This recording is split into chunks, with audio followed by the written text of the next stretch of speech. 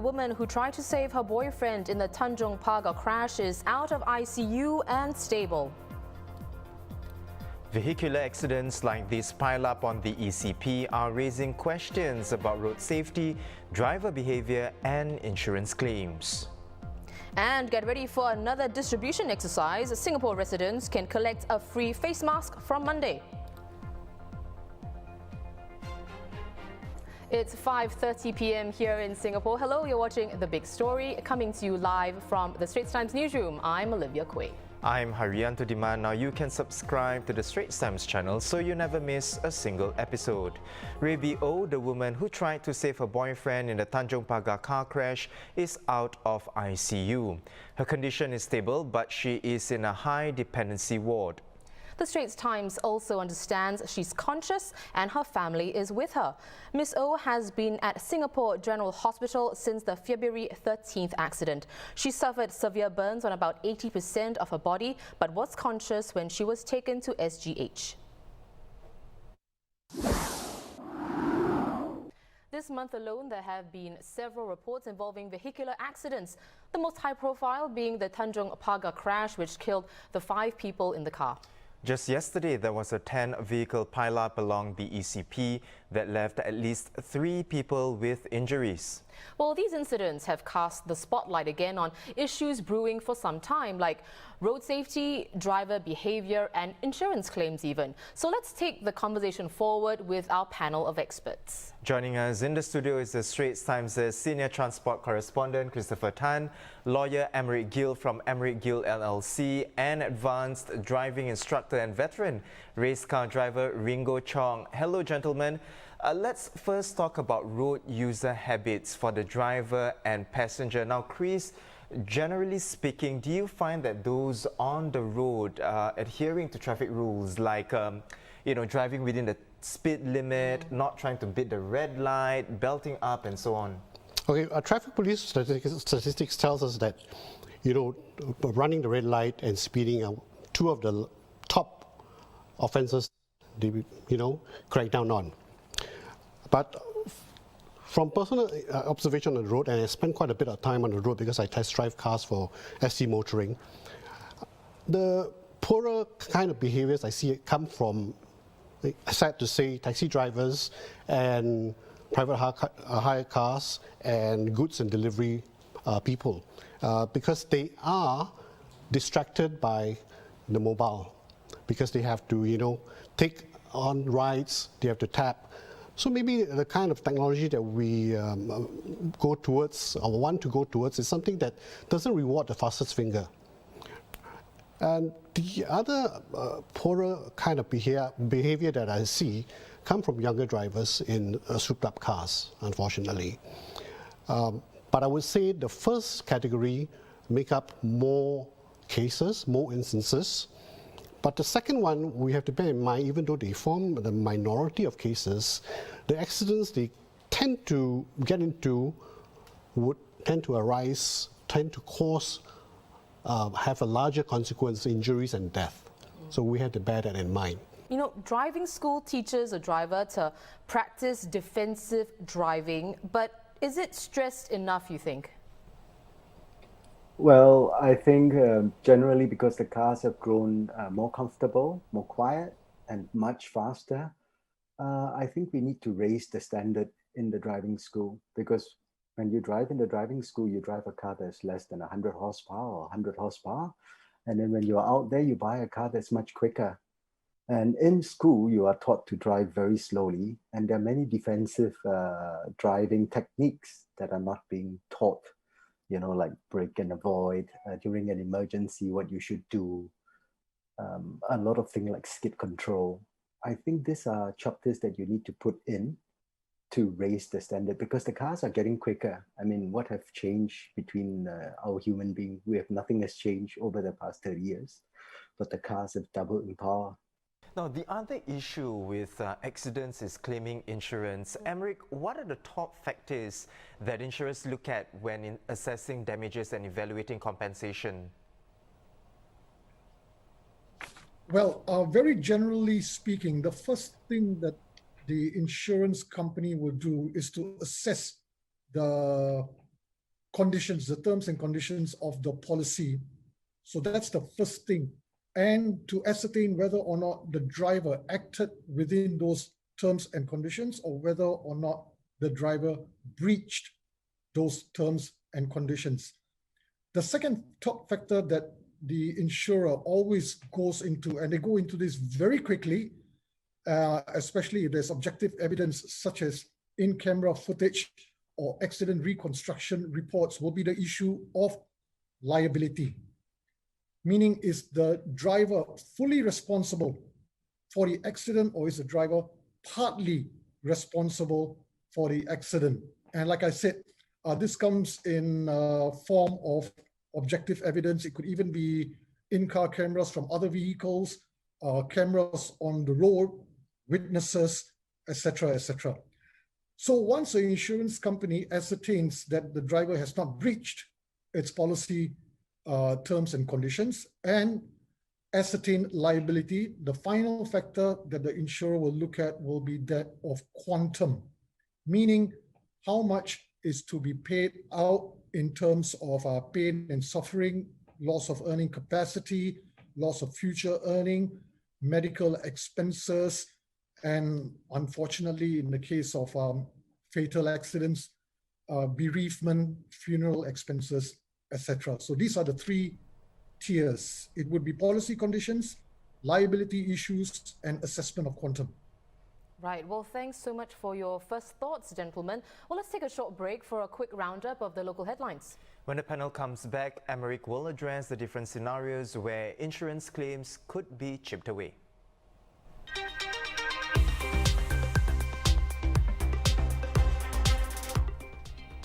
An update on the COVID-19 situation here. A dormitory resident was among the 4 new cases confirmed today. The last dorm case was reported about 2 weeks ago on February the 10th. The remaining 3 cases were imported and placed on stay-home notice when they arrived in Singapore. The Health Ministry will share more details tonight. From March 1st, each household can collect new reusable masks in a 2-week nationwide distribution exercise by Temasek Foundation. Temasek CEO Ho Ching wrote on Facebook that these new 2-layer masks don't have to be washed daily and could instead be done once to twice a week. The sizing of these new masks also differs from the ones given out in the previous distribution exercise in November. Residents are advised to recheck their mask sizes before collection because there will be no exchange or refunds due to hygiene reasons. Temasek Foundation will also be giving out 500 millilitres of alcohol-free hand sanitizer to each household starting in mid-April. Residents must bring their own recycled bottles to collect the hand sanitizers from vending machines, along with their Singapore Power utility bills from March and April. Both the paper bills and e-bills will contain a special QR code and a bill number which can be keyed into the vending machine for collection. From today, cabbies and private hire car drivers can receive their COVID-19 jabs. The group is part of Singapore's drive to inoculate 80,000 land transport workers, which began last month. Multimedia journalist Fazana Friday has more. Taxi and private hire car drivers will be able to get their COVID-19 shots from today, right here at former Hong Kah Secondary School campus, which has been transformed into a COVID-19 vaccination centre. Not only will this priority group be able to get their vaccinations here, but they'll also be able to get their 2 doses at other vaccination centres as well as polyclinics. About 300 drivers got their first jabs at this vaccination centre today, the first day of the vaccination exercise for the point-to-point sector. Grab driver Joseph Goh was the first in line. Protecting myself, I'm selfish, but I'm protecting everybody in a way. So it's actually doing our part as a social protection for everybody.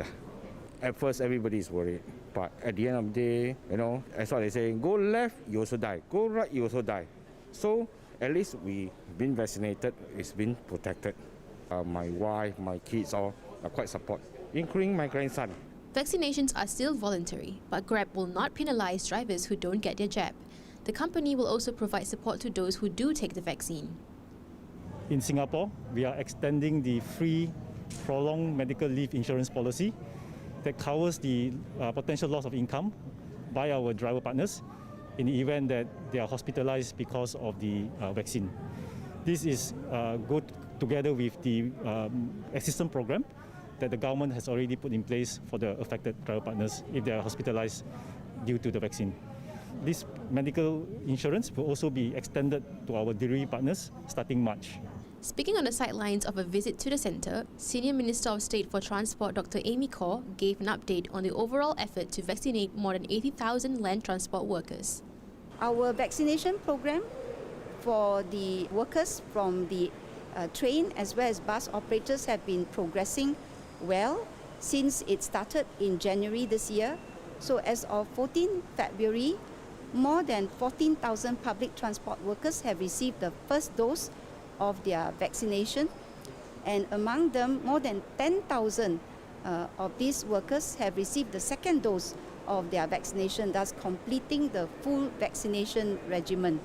Eligible cabbies and private hire car drivers will progressively receive SMSs with a unique link for them to book their vaccination appointments online. They can get their jabs at any of the vaccination centres, 20 polyclinics or public health preparedness clinics operating as vaccination sites. Farzana, Friday 4, The Straits Times. We're with our three guests on this panel discussion on road safety. Let's pick up where we left off on insurance claims. Emmerich, what could chip away at the damages parties are able to seek? Well, that would largely depend on various scenarios. Like I said earlier, the first thing could be a breach of the policy conditions. And sadly, it could be issues like speeding, drink, driving, illegal modifications to the concerned vehicle, something as simple as not putting up, not wearing a seatbelt, using a handphone while driving and things like that. So that would significantly reduce the claims because the insurance will look at all these factors. Right. Gentlemen, the next question is open to the floor. Now, do you think being unable to claim the full insurance payout, for whatever reason, inhibits people's urge to break traffic rules? Now, anybody would like to take this question? If I may, well, people being people, I don't think it's going to have a material effect of them if they know that they will not succeed in a claim, and that is why they have to drive obediently. I do not think that repudiation of the insurer will really affect driving habits. However, in some cases, there is something called the Motor Insurer Bureau of Singapore that assesses the liability and the compensation issues. And even if a particular insurance company decides not to pay out, in certain circumstances, the Motor Insurers Bureau of Singapore, the MIB, does assist or compensate people who are injured in an accident, which is either caused by an uninsured motorist, for example, or due to speeding or some other form of negligence. I think if I may add to that, fear of not being able to claim your full compensation is unlikely to deter people, as Emmerich said. I mean, even the prospect of injury and death, right, that doesn't deter bad behavior. We still see people speeding, changing lanes without signaling, without giving due cause to other people, using their phones, driving under the influence. All these things can lead to injuries and death and accidents and the prospect of losing a driving license. Even these things don't deter bad behavior. So what are the things that we can do or put in place to kind of change human behavior? I think that is a question we have to ask ourselves as a community.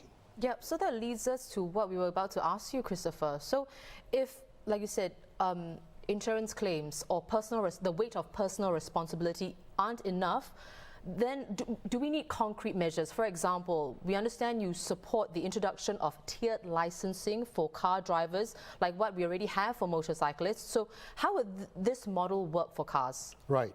I mean, the whole principle of tiered licensing is to kind of put an experience level to the type of car they can drive or the kind of bike they can ride. And it applies to a lot of other vehicles.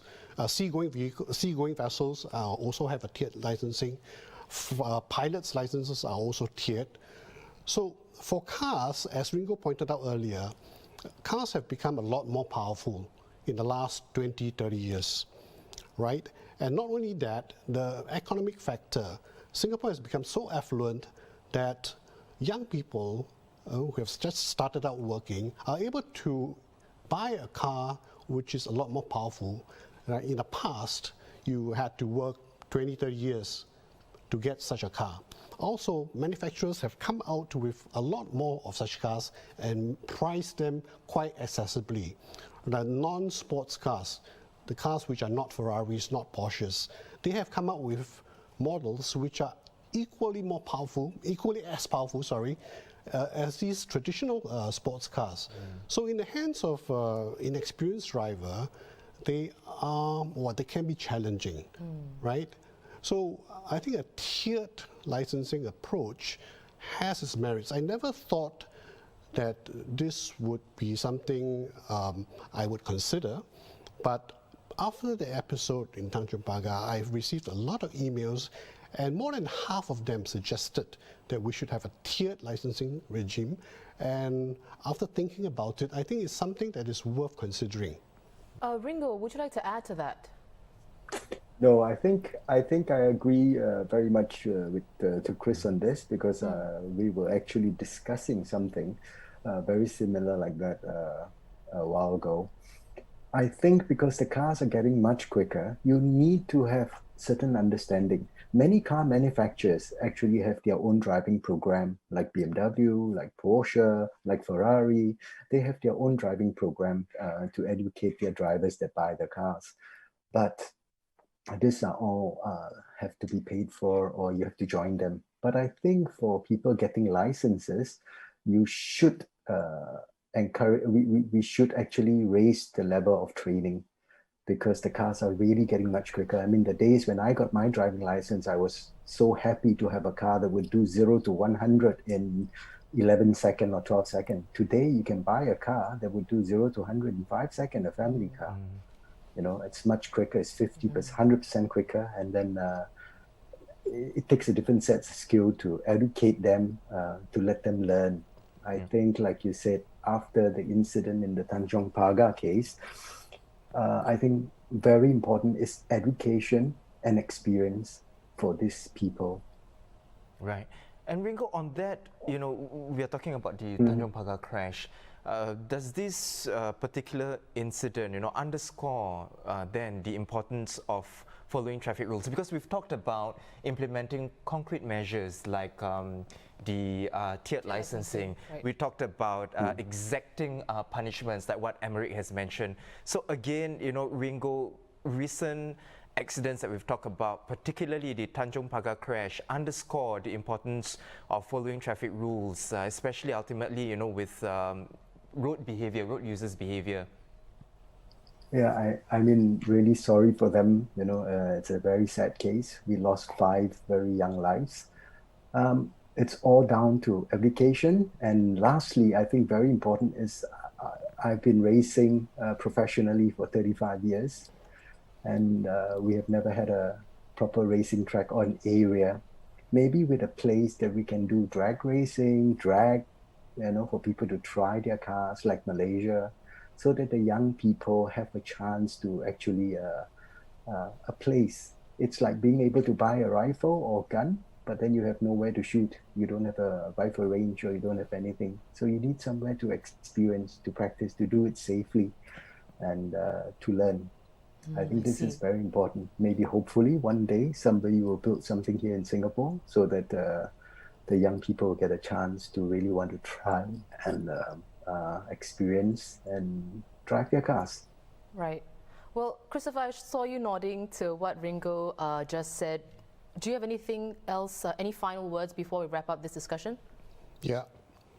I was going to ask Ringo, and this is my suspicion, and through my years of driving various cars, that rear-wheel drive cars tend to be more challenging when things start to go wrong. whereas front-wheel drive cars are easier to, to catch something, as something goes awry. Ringo, would you agree with me?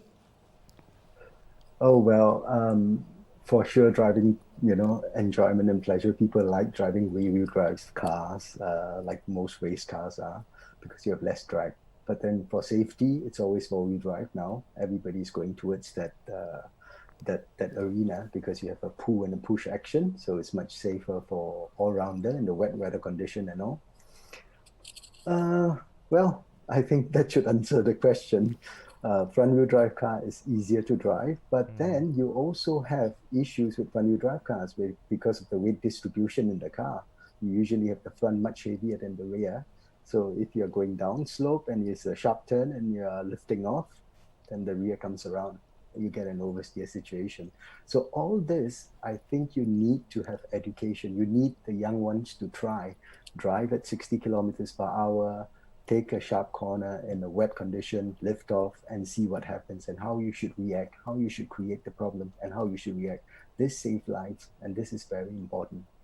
Well, gentlemen, thank you so much for joining us today. Very informative indeed, coming from all three of our panelists today. That's right. We've been speaking with our senior transport correspondent, Christopher Tan, of course, Emerick Gill, director of Emerick Gill LLC, and Ringo Chong, an advanced driving instructor and a veteran race car driver.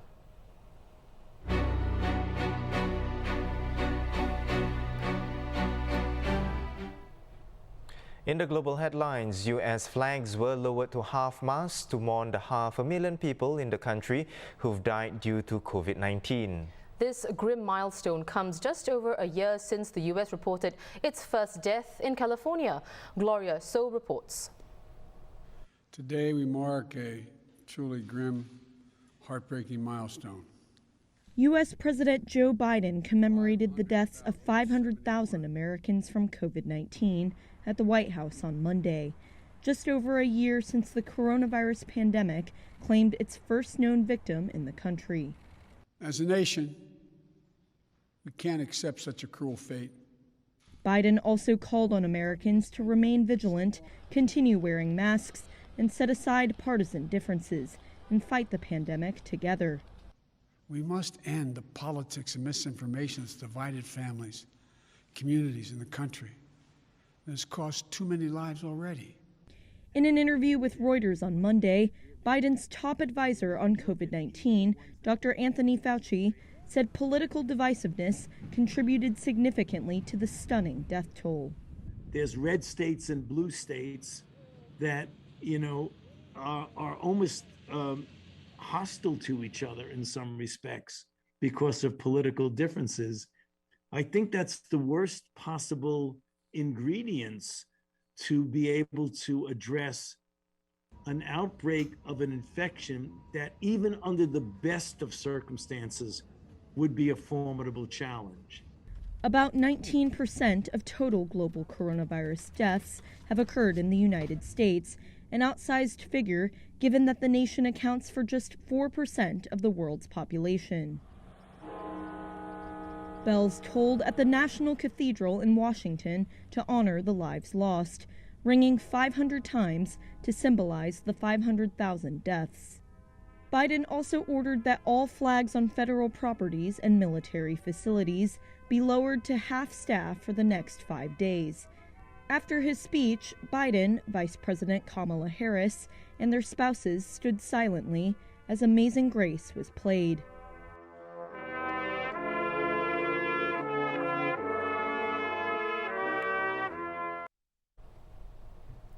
Elsewhere, British Prime Minister Boris Johnson pledged to reopen England's stores and outdoor hospitality from mid-April with a bigger goal of fully restarting the economy from June 21st. He set out 4 steps to carefully reopen the country, including schools returning for all pupils on March 8th and hotels and entertainment venues reopening in May.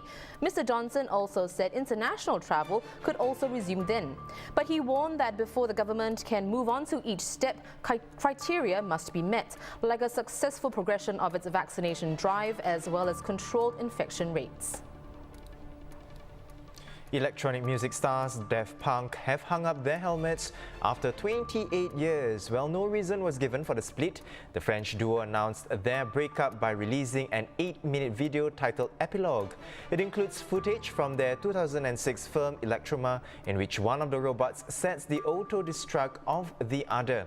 A cutaway around the video's 5-minute mark reads 1993 to 2021 with two robot hands making a circle around a sunset. Well, that's quite sad news actually. I know my husband is a big fan of Daft Punk, so I think he must be quite disappointed that they broke up. Well, for more news and videos, do visit straitstimes.com and subscribe to our YouTube channel by hitting the red button below. Once again, I'm Haryanto Diman with Olivia Quay. Join us tomorrow for more stories on A Big Story.